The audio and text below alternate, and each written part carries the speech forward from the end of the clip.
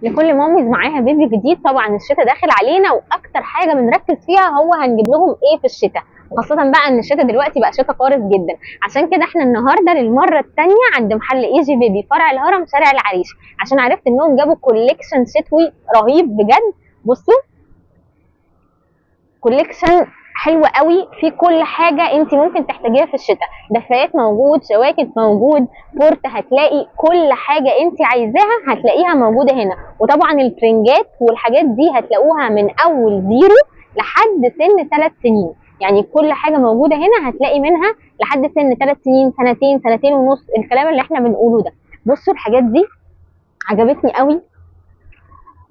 بصوا دي من الحاجات الجميله قوي اصلا ان انا بحب الشتاء عشانها. شايفين ده؟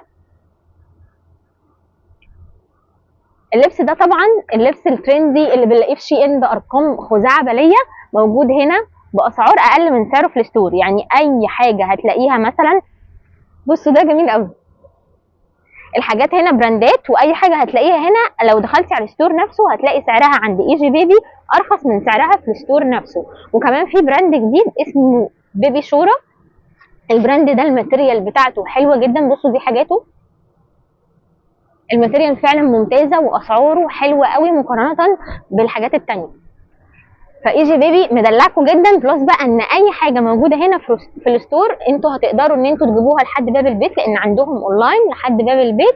وطبعا تقدروا تيجوا فرع الهرم او فرع الاميريه، وهنزل لكم العنوان وكل حاجه تقدروا تتواصلوا بيها معانا.